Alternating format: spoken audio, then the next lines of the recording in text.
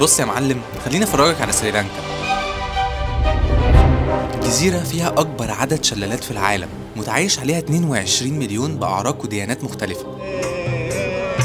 معظمهم سيناليين من الديانة البوذية، والباقي متقسم ما بين مسلمين، تامل، مسيحيين وغيره. والتنوع ده ظاهر في أسلوب حياتهم حتى في الأكل، ولكنه سلاح ذو حدين لأنه استخدم ضدهم وعمل حروب أهلية استمرت ل 2009. الدولة عندها أزمة اقتصادية لكن حاليا بتتحسن. ابتديت من مدينة اسمها نيجومبو، اتحركت هناك بالتوك توك وسيلة المواصلات الأساسية، وبتطلبه من تطبيق اسمه بيك مي زي أوبر. طلعت استكشف شط نيجومبو على الغروب اللي أبهرني بألوانه. كان في اجازه دينيه في البلد، فالشط كان كله محليين وعربيات الاكل في كل مكان. متوسط سعر الوجبه في المطاعم حاليا $7. تاني يوم صحيت ورحت اشوف التجاره الاكبر في المدينه، تجاره السمك المجفف.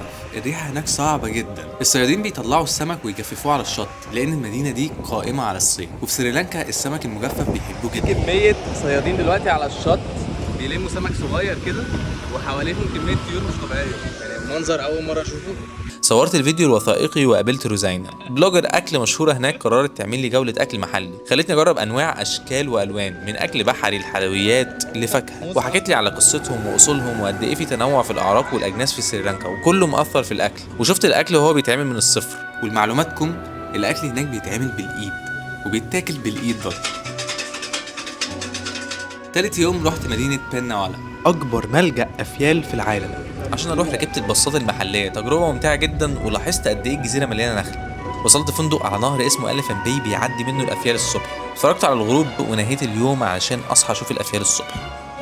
صحيت على المنظر ده.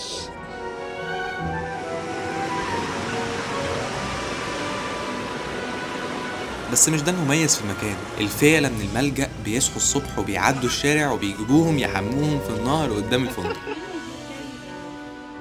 وفي غرف مطلة عليهم مباشرة، بيقربوا عشان عارفين ان السياح بيدوهم اكل.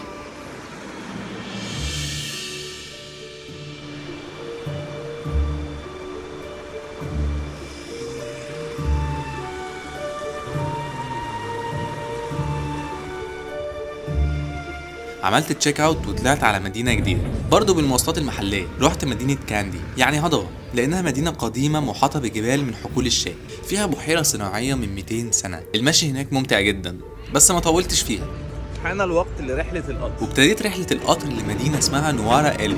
هو زحمة مش طبيعية. دفعت تذكرة للدرجة التانية ورحت استنى القطر.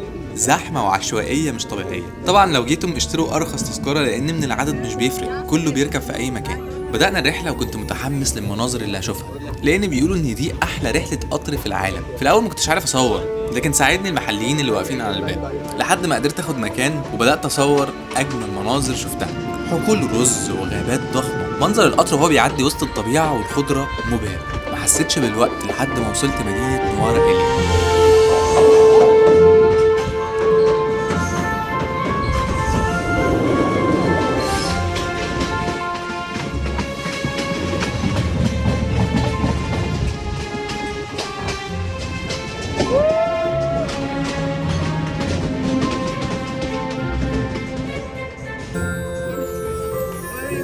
Egypt.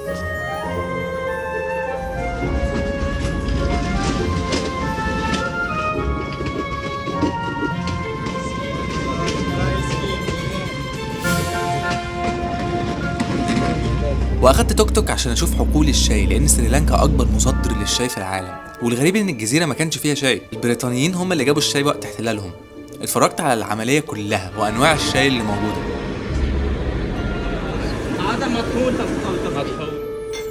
وزرت مجموعه شلالات قريبه من المكان، لان الجزيره فيها اكبر عدد شلالات في العالم.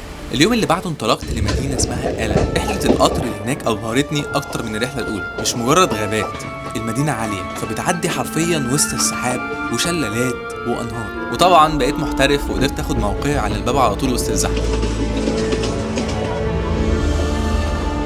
بعد ما وصلت للمدينة هناك نزلت في هوستل ب$3 في الليل. وطبعا ما فوتش الكوبري الأشهر في سريلانكا اسمه الناين آرك بريدج.